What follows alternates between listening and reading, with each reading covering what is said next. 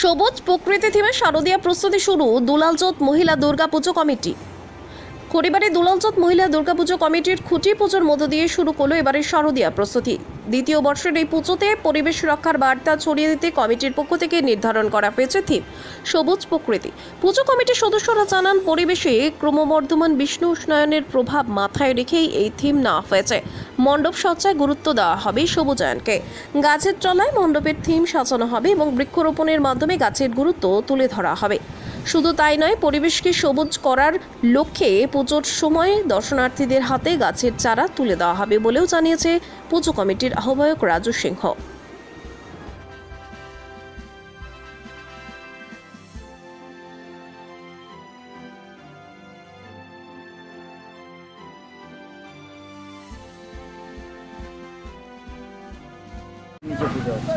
নমস্কার, আমি দুলালচোদ দুর্গাপূজা মহিলা কমিটির দ্বারা আমাদের এই পূজাটা পরিচালিত।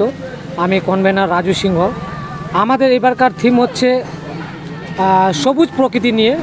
যেহেতু এবার আমরা আমাদের গাছের নিচে পুজোটা হচ্ছে, আমরা গাছের নিচে প্যান্ডেলটা করব।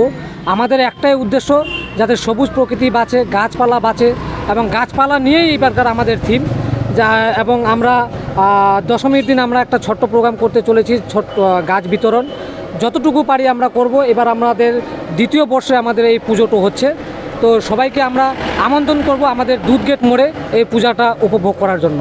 কেন এই থিম ভাবলেন? আমরা ভাবলাম যে প্রত্যেক দিন যে হিসাবে গরম বা তাপমাত্রা বেড়েই চলেছে, তো এই তাপমাত্রাটাকে আমরা যাতে রোকথাম করতে পারি, তার জন্য আমাদের এই থিমটা নিয়ে ভাবনা চিন্তা। আমার নাম হচ্ছে রাজু সিংহ। আমি দুলালচোদ মহিলা কমিটির কনভেনার।